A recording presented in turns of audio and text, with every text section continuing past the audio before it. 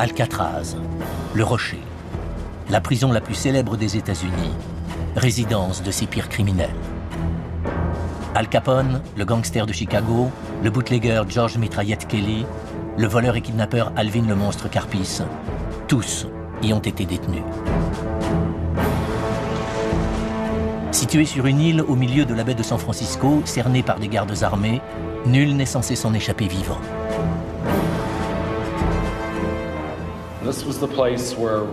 C'était l'endroit dont on ne s'évadait pas. Dans d'autres prisons, j'avais entendu parler d'hommes qui étaient devenus fous ou qui s'étaient suicidés là-bas.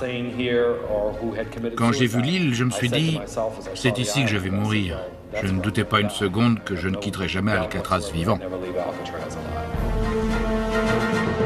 Mais certains ont tenté de fuir cette île du diable, de déjouer les gardes à la gâchette facile, de franchir les courants dangereux qui entourent le rocher. Grâce à des déguisements ingénieux, en fabriquant des radeaux, en se soustrayant aux recherches interminables, poussés par le désespoir et la volonté de s'en sortir vivant. Voici leur histoire.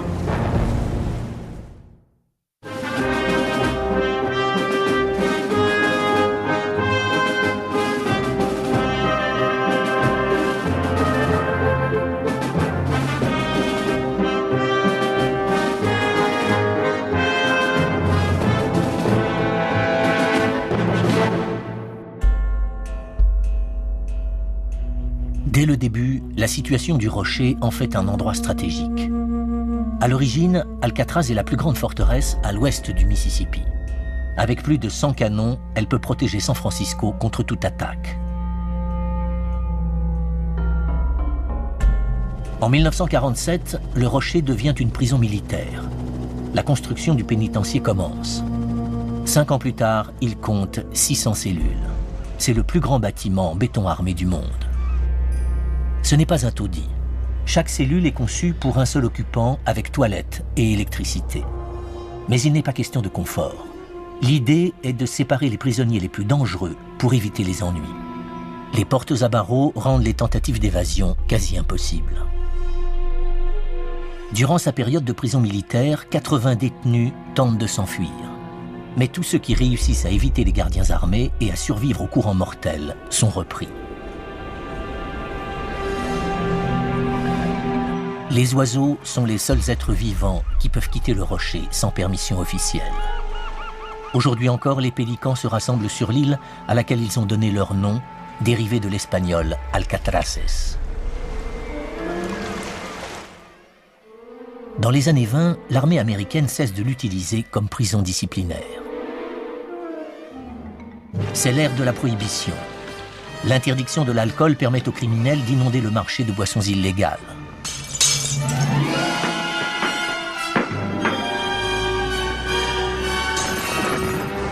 Puis vient la Grande Dépression. Les temps sont durs, Alcatraz est menacée de fermeture. Mais elle trouve un nouvel emploi, car c'est aussi le temps des gangsters.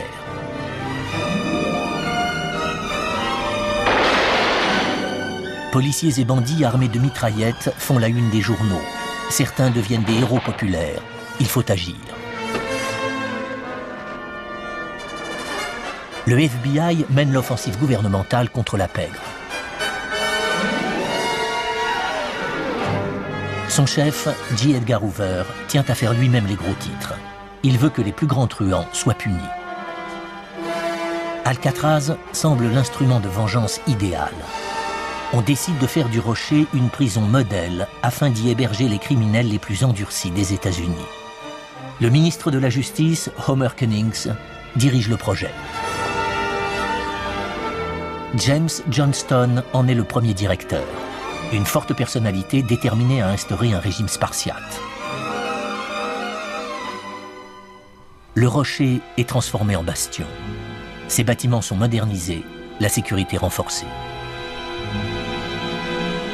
Des gardes armés de 2 fusils chacun sont postés sur les murs et les tours cernant la prison. Une carabine pour tirer de près et un fusil à longue portée pour ceux qui parviendraient à franchir les murs. Il y a un gardien pour 3 détenus. Le régime pénitentiaire est dur. Frank Hatfield a été un des derniers prisonniers de l'île.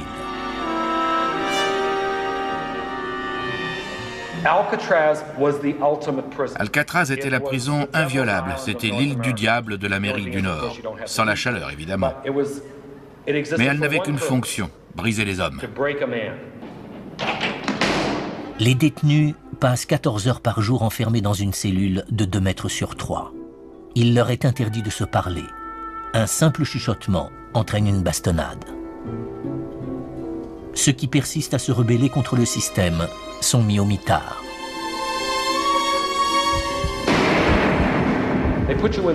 On vous jetait là, complètement nu. Tout ce qu'on vous donnait à manger, c'était des aliments en purée, une fois par jour. Pas de lumière, glaciale. On finissait par halluciner. Si on avait une faille dans le caractère, un défaut, cet endroit vous détruisait. Les punitions impitoyables sont contrebalancées par des incitations à la bonne conduite. De bons repas et 3 paquets de cigarettes par semaine. En 1934, la super prison d'Alcatraz ouvre ses portes. Les détenus les plus coriaces y sont transférés. Le premier convoi de prisonniers vient du pénitencier d'Atlanta. Ils sont embarqués dans un train spécial, enchaînés à leur siège. Des barreaux d'acier et des treillis métalliques protègent les fenêtres. Ce contingent comprend son premier prisonnier célèbre, Al Capone, le parrain de Chicago, qui a fait fortune en vendant de l'alcool de contrebande durant la Prohibition et qui dirigeait son empire criminel avec une brutalité légendaire.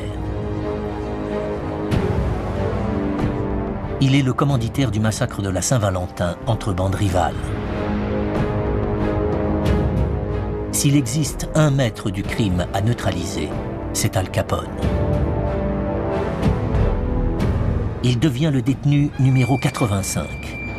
Il a toujours usé de son influence pour obtenir le meilleur traitement. Mais ici, ça ne marche pas. Affecté au nettoyage, il est surnommé le Rital au balai.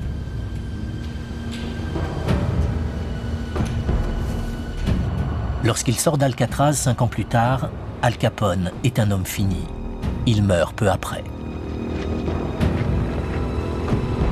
Le Rocher semble avoir accompli sa mission. Mitraillette Kelly lui succède dans cet enfer. Bootlegger, cambrioleur, kidnappeur, il porte mal son surnom pittoresque. Apparemment, il n'a jamais tiré sous le coup de la colère. Mais il paie sa notoriété par 20 ans sur le Rocher. C'est Alvin le monstre Carvis qui purge la plus longue peine à Alcatraz. Il a fait partie de la bande de Ma Barker et c'est l'un des pires bandits armés qui ait dévasté le Middle West durant les années 30. Désigné ennemi public numéro 1 par Hoover, il est condamné à 26 ans dans l'île. Au total, plus de 1500 détenus des plus coriaces sont envoyés à Alcatraz. Avec un tel mélange de psychopathes et de rebelles, on imagine qu'ils sont nombreux à tenter l'évasion. Mais la plupart de ces durs sont impressionnés par la réputation du pénitencier. Ils se tiennent tranquilles. De 1934 à 1963, seuls 36 prisonniers tentent de s'évader du Rocher. 7 sont tués par les surveillants, 2 se noient dans la mer et 5 sont portés disparus, présumés morts. Les autres sont repris.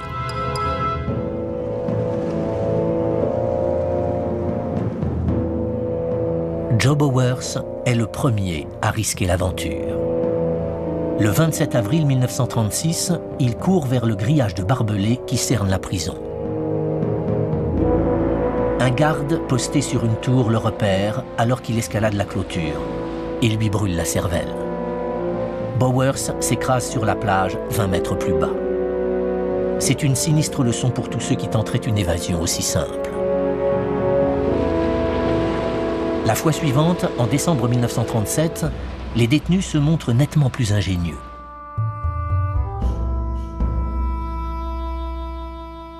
Theodore Sonnyboy Cole et Ralph Rowe, gangsters de l'Oklahoma, conçoivent leur plan en travaillant à l'atelier de rechappage de pneus. Ils sont chargés de jeter la gomme en surplus et prennent bien garde à le faire toujours au même endroit, sous la falaise.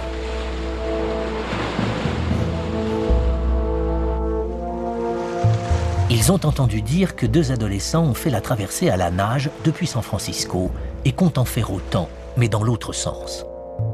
Cole, âgé de 25 ans, est célèbre pour ses nombreuses tentatives d'évasion. Alors qu'il est enfermé à la prison d'Oklahoma City, il s'en échappe caché dans une poubelle. C'est la tournure d'esprit idéale pour s'enfuir d'Alcatraz.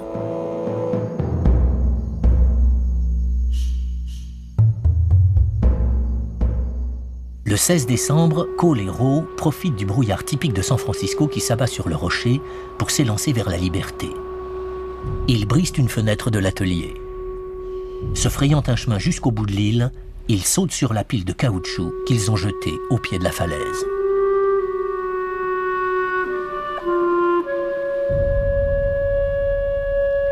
Ils embarquent sur un radeau fait de bidons d'essence. Jusque-là, tout va bien, mais ils ont oublié les courants violents et imprévisibles qui bordent le rocher. On n'entendra plus jamais parler d'eux. Leurs corps ne seront jamais retrouvés. Hoover semble avoir obtenu ce qu'il voulait, une prison redoutable qui fait la une des journaux à son avantage. L'ère des gangsters est terminée, Alcatraz les a réduits au silence. C'est alors que les mauvaises nouvelles font leur apparition. En 1946, les habitants de San Francisco assistent à l'affrontement des gardiens et des détenus qui tentent une évasion collective. It is dusk, and within the prison, a mutiny of hardened, life-term killers has become war to the death. Coast Guard planes and boats patrol the swift waters of the Golden Gate. Armed with weapons from the prison armory, the prisoners boast they will shoot their way out. At dawn next day, press reporters and newsreel men try to land for close-up action. But Alcatraz guards and warders wave them back. The island battle is on. La sécurité du rocher est durement mise à l'épreuve. Nul ne peut dire qui va gagner.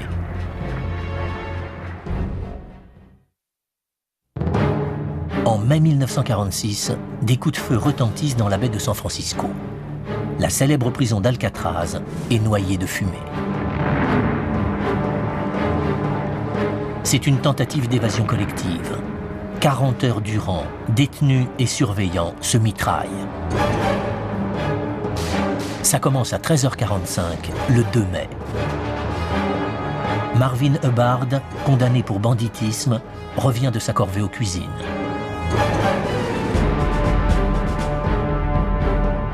Le gardien William Miller lui ouvre la porte.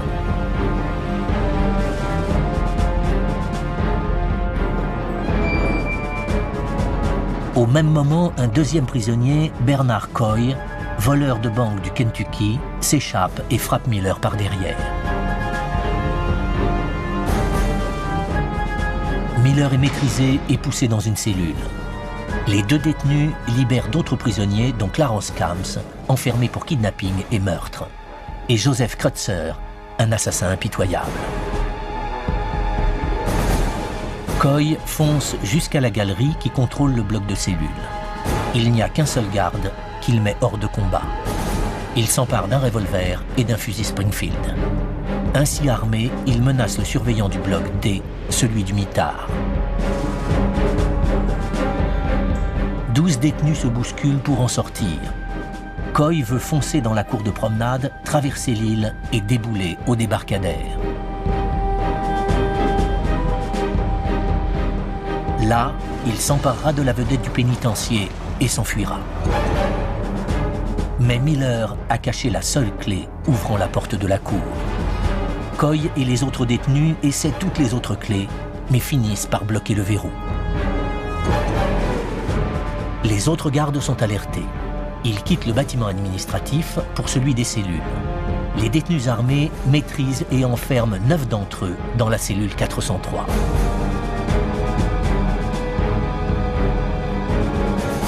Ils sont à la merci de Kreutzer, le psychopathe, et de Sam Shockley. Ike Falk, un ancien gardien, se souvient des événements. Kreutzer était à l'extérieur. Il avait un 45 et il a fait feu sur l'homme qui était dans la cellule. Puis il est passé à la cellule suivante et il a fait la même chose tout en s'excusant. Il disait « Désolé, monsieur Untel », mais il tirait quand même. Kreutzer pense les avoir tous tués, mais 7 survivent. L'un d'eux a le courage de gribouiller le nom des chefs de la mutinerie sur le mur de la cellule. L'alarme est donnée. Coy reproche violemment à Kreutzer d'avoir descendu les gardiens. Ils auraient pu servir d'otages. Il le poursuit à travers le pénitencier et tandis que les deux bandits se tirent dessus, la police se met en position. Tous les surveillants disponibles sont armés de fusils, de mitraillettes et de grenades. Ils sont soutenus par 80 Marines venus de la côte. Une gigantesque fusillade éclate qui va durer toute la nuit et qu'on peut voir et entendre depuis San Francisco. Les femmes des surveillants vivant sur l'île se réfugient dans l'abri anti-aérien.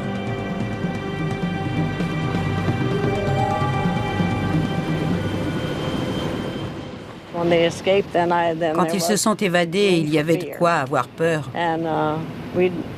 Bien sûr, on nous a dit de rester à l'intérieur avec les enfants. Évidemment, les enfants qui étaient seuls, on les a fait entrer aussi. La plupart des détenus sont transférés dans la cour de promenade. Les prisonniers rebelles tiennent leur position à l'étage central.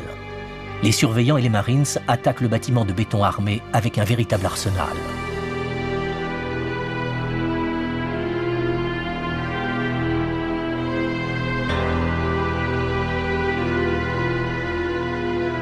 Les gardes grimpent sur le toit et creusent des trous pour y jeter des grenades. Les vitres sont brisées, des bombes fumigènes lancées à l'intérieur. Une partie de la prison prend feu. Le pénitencier subit un véritable bombardement. Les Marines se l'attaquent même aux bazookas et aux mortiers. Les avions des gardes-côtes mitraillent l'édifice en rase-motte. Le troisième jour, la prison tombe. À l'intérieur, les surveillants découvrent une scène de dévastation. Kreutzer, Coy et Hubbard sont morts. Les trois autres rebelles sont pris vivants et passent en jugement. Sam Shockley est condamné à mort. Camps à perpétuité. Il a 19 ans. 2 gardes ont été tués. Et c'est un miracle si d'autres n'ont pas été massacrés. Harold Stites a été abattu d'une rafale de mitraillettes dans le dos, sans doute victime d'un règlement de compte. Quelques années plus tôt, il a fait échouer une évasion en tuant un détenu. Miller est le héros du jour. C'est lui qui a empêché les prisonniers de s'emparer de la clé des champs. Le Rocher a vécu 3 jours d'enfer, mais le fait est que personne ne s'est enfui. La tentative d'évasion la plus ingénieuse et peut-être la plus réussie a lieu en 1962. Le 12 juin au matin, les surveillants découvrent 3 têtes de mannequins émergeant des couvertures.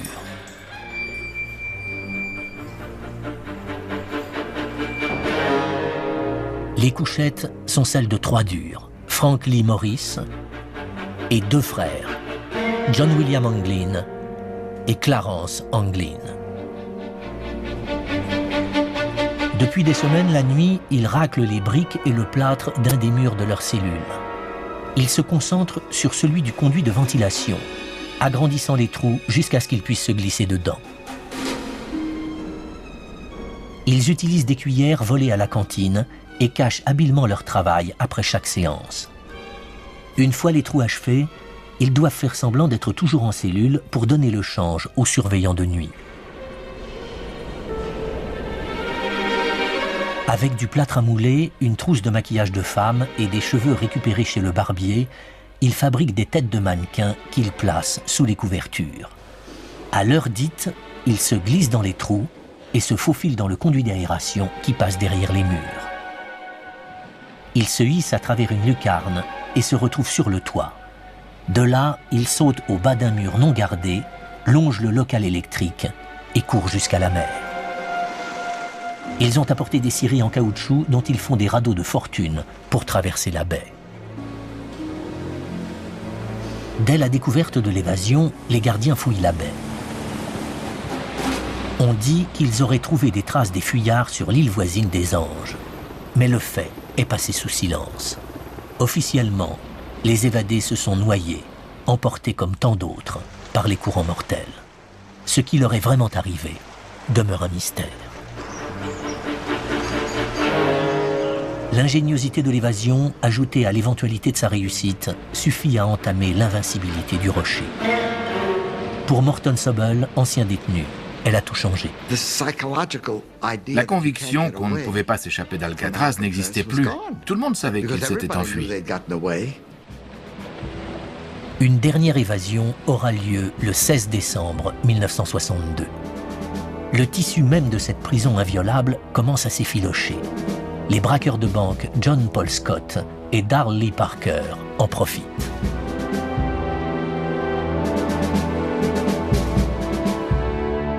Ils liment les barreaux à l'aide de ficelles et de poudre à récurer qu'ils ont récupérées lors de leur corvée aux cuisines.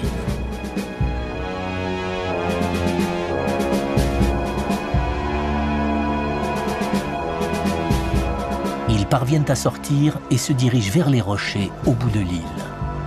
C'est une tentative audacieuse.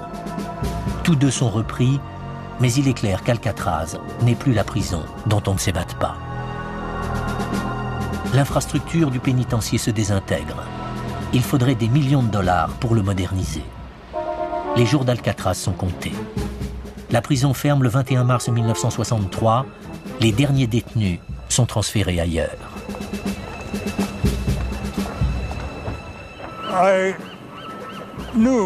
Par le téléphone arabe, je savais que ça allait fermer. C'était sûr et certain. L'accent ne serait plus mis sur la détention, bien que ce soit toujours important, mais sur la réinsertion.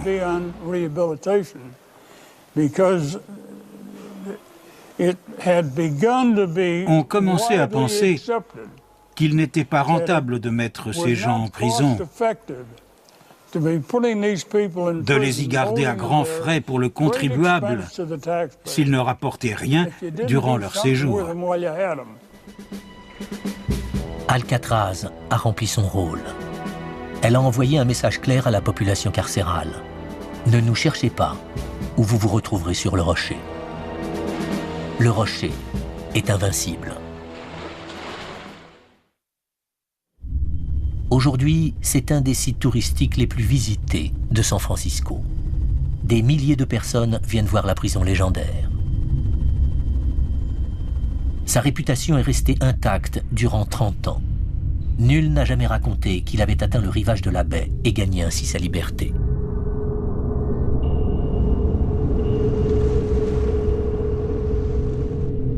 Des bateaux chargés de touristes font la navette avec l'île.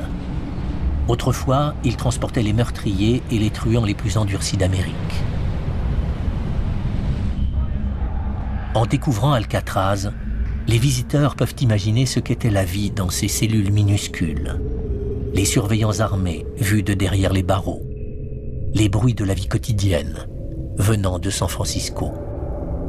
Si proches et pourtant si lointaines.